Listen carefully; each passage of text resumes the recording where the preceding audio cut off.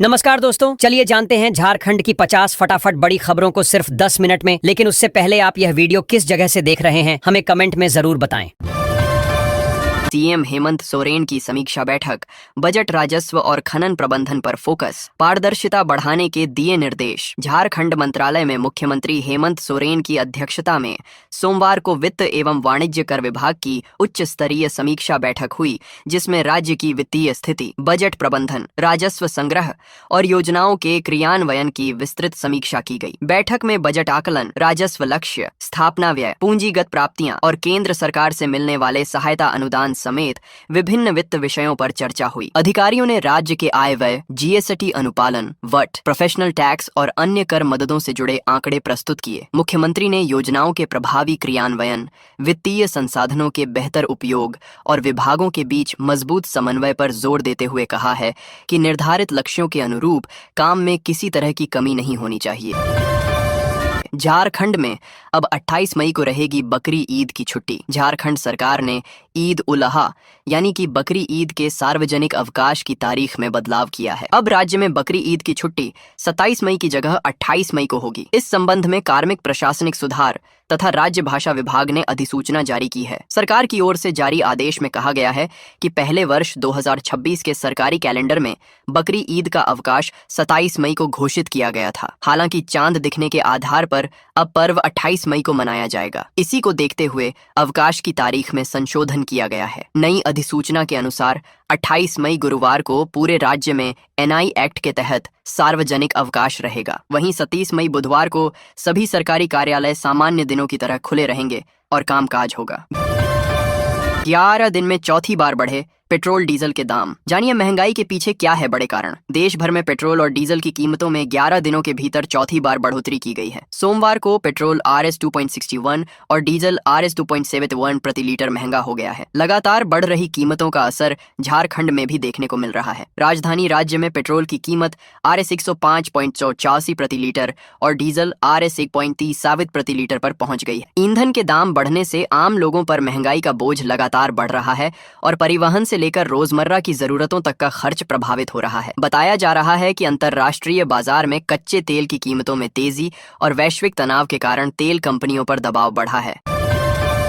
झारखंड में 30 मई तक गर्मी का सितम जारी। कई जिलों में 45 डिग्री के पार तापमान। बीच बीच में कई क्षेत्रों में हल्की बारिश के आसार। तो झारखंड में इन दिनों भीषण गर्मी ने लोगों का हाल बेहाल कर दिया है। राज्य के कई जिलों में तापमान लगातार 44 से 45 डिग्री सेल्सियस के आसपास बना हुआ है, जिससे दोपहर के समय सड़कें सुनी नजर आ रही हैं। पलामू, गढ़वा, चतरा और जमशेदपुर समेत कई इलाकों में लू और गर्म हवाओं का असर देखा जा रहा है। वहीं राजधानी रांची, बोकारो और धनबाद में भी उमस भरी गर्मी से लोग परेशान हैं। हालांकि कुछ क्षेत्रों में दोपहर बादल छाने और तेज हवा चलने से लोगों को हल्की राहत मिल रही है। मौसम में लगातार उतार चढ़ाव के कारण दिन में धूप और शाम को आंशिक बादल का दौर जारी है। मौसम विभाग के अनुसार 30 मई तक राज्य में मौसम का यही मिजाज बना रह सकता है। वहीं इधर संथाल, परगना, कोल्हान और दक्षिणी झारखंड के कई जिलों में बीच बीच में तेज हवा, गरज के साथ हल्की बारिश की संभावना जताई गई है। लोहरदग्गा में बेटे का खूनी तांडव, कुल्हाड़ी से पिता पत्नी की हत्या, 3 साल की मासूम गंभीर। लोहरदग्गा जिले के भंडरा थाना क्षेत्र के सिंगरा टोली में सोमवार को पारिवारिक विवाद ने खूनी रूप ले लिया। आरोपी संदीप उराव ने अपने ही पिता सुरेंद्र उराव और पत्नी सुजाता उराव पर कुल्हाड़ी से हमला कर उनकी हत्या कर दी। इस दौरान उसने अपनी 3 वर्षीय बेटी रियांशी को भी नहीं छोड़ा, जो गंभीर रूप से घायल हो गई। घटना के बाद पूरे इलाके में सनसनी फैल गई है। बताया गया है कि आरोपी ने घर में रखे कुल्हाड़ी से पहले अपने पिता पर हमला किया और फिर पत्नी व बेटी को निशाना बनाया। शोर सुनकर पहुंचे ग्रामीणों ने देखा कि पिता और पत्नी की मौके पर ही मौत हो चुकी थी। घटना की सूचना मिलते ही भंडरा थाना पुलिस मौके पर पहुंची और घायल बच्ची को तुरंत अस्पताल पहुंचाया गया। प्राथमिक उपचार के बाद उसकी गंभीर स्थिति को देखते हुए बेहतर इलाज के लिए रेफर किया गया है। पेट्रोल डीजल की बढ़ती कीमतों पर कांग्रेस का केंद्र सरकार पर हमला। रांची में आज हस्ताक्षर अभियान झारखंड प्रदेश कांग्रेस कमेटी ने पेट्रोल और डीजल की कीमतों में सोमवार को हुई बढ़ोतरी को लेकर केंद्र सरकार पर हमला बोला है। प्रदेश कांग्रेस अध्यक्ष केशव महतो कमलेश ने पार्टी मुख्यालय में आयोजित प्रेस वार्ता में कहा है कि लगातार बढ़ती महंगाई ने आम जनता की कमर तोड़ दी है, लेकिन केंद्र सरकार राहत देने के बजाय केवल कर वसूली पर ध्यान केंद्रित कर रही है। प्रदेश कांग्रेस अध्यक्ष ने कहा है कि पिछले कुछ वर्षों में केंद्र सरकार द्वारा लगाए गए उत्पाद शुल्क और अन्य करों के कारण पेट्रोल और डीजल की कीमतें रिकॉर्ड स्तर पर पहुंच गई हैं। राज्य के कई हिस्सों में ईंधन की कीमतें आरजाइत 100 प्रति लीटर से अधिक हो चुकी हैं, जिसका सीधा असर परिवहन, खाद्य सामग्री, कृषि कार्य और दैनिक उपयोग की वस्तुओं की कीमतों पर पड़ रहा है।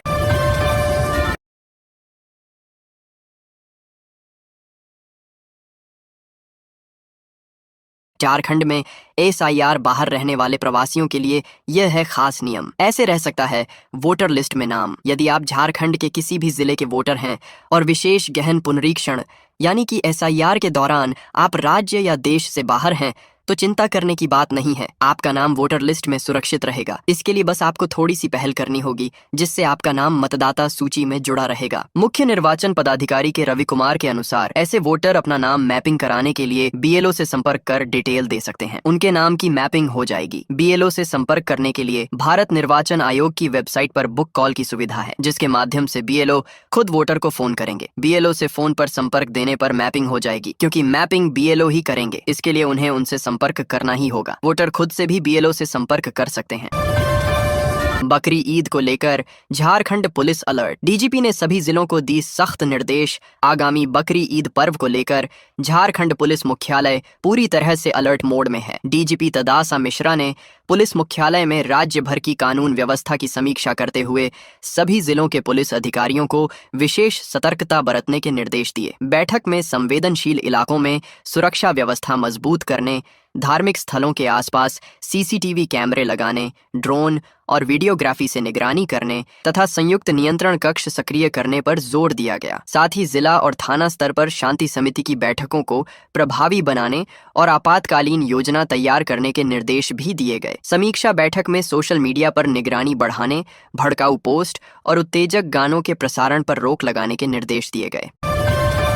राष्ट्रपति ने शिबू सोरेन को मरणोपरांत पद्म भूषण से किया सम्मानित। झारखंड मुक्ति मोर्चा के संस्थापक और प्रदेश के पूर्व मुख्यमंत्री शिबू सोरेन को सोमवार को मरणोपरांत पद्म भूषण से सम्मानित किया गया। राष्ट्रपति द्रौपदी मुर्मू राष्ट्रपति भवन में आयोजित समारोह में 131 हस्तियों को पद्म पुरस्कारों से सम्मानित किया। शिबू सोरेन को यह नागरिक सम्मान सार्वजनिक जीवन में उनके लंबे सार्थक योगदान और झारखंड राज्य के गठन में ऐतिहासिक भूमिका निभाने के लिए दिया गया। गौरतलब है कि 4 अगस्त 2025 को लंबी बीमारी के बाद शिबू सोरेन का निधन हो गया था। वह लगातार 8 बार लोकसभा सांसद रहे और UPS सरकार में कोयला मंत्री के रूप में भी काम किया। जब उनका निधन हुआ, वह राज्यसभा सांसद थे। झारखंड के पूर्व मुख्यमंत्री द्रोमगुरु शिबू सोरेन को मरणोपरांत पद्म भूषण से सम्मानित करने की घोषणा केंद्रीय गृह मंत्रालय द्वारा 25 जनवरी 2026 को गणतंत्र दिवस की पूर्व संध्या पर की गई थी।